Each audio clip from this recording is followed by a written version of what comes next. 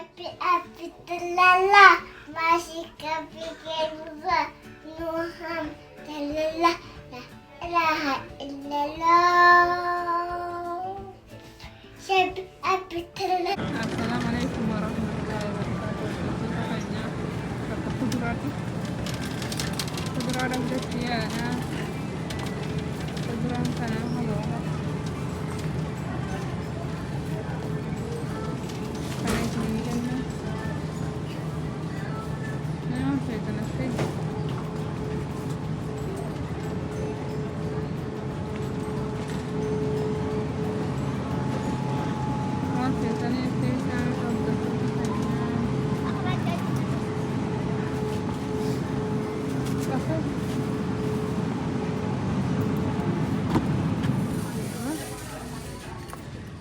Sama juga minjem lah hasilnya saja gitu hati nolak mana gitu kan nanti gitu lah hasilnya driver juga itu mereka पैसा lalu dari sini punya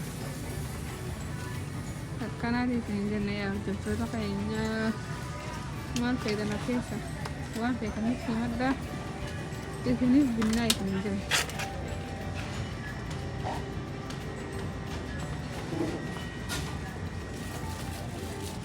فاتحة انتي غالبا فاهمة ما تلبس مال بتاعته جلسة فاتحة ردفتها وقاعدة تلبس حنفا نيلا كوكي خنافي ستوري روري خنافي ايه سوان تودا نوان بيبي تصني انا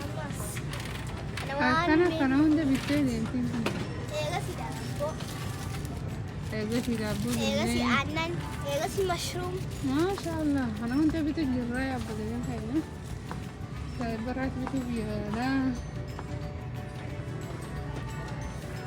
akan ada di sini jana di sini oke sawah kita muimat dah di sini pun ada lot di sini benar akan ada di sini jana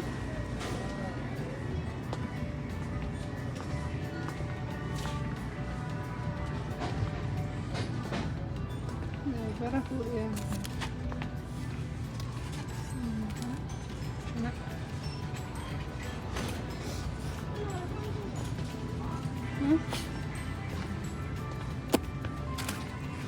Ya. Kalau kamu gue tuh kau ada sih beli. Ini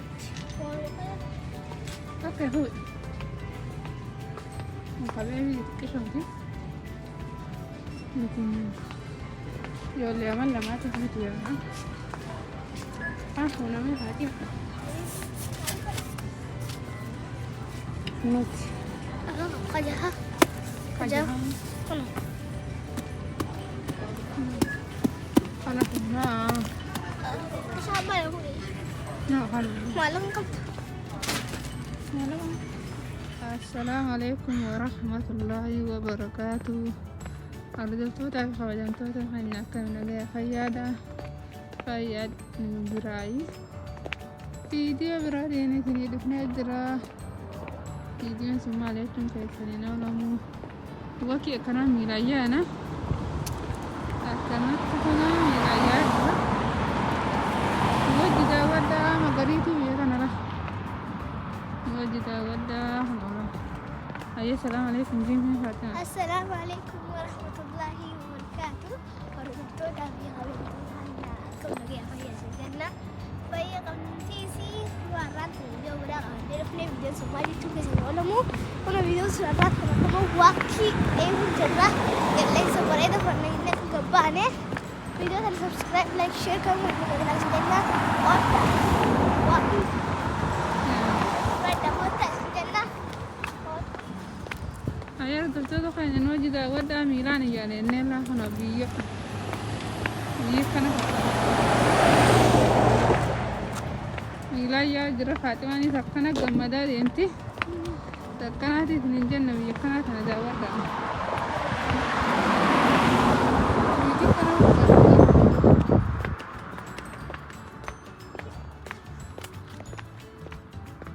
takana ti ninjan na tu kayaknya itu kan bukan horii bareedu tanas. Wadah. akkana isin jenna wakii maashaallah hedduu bareeddiin wajji daawwadhaa gadhuma viidiyoo keenyaatiin faana tura. Assalamu alaikum warahmatullahi wabarakatuh. Bye.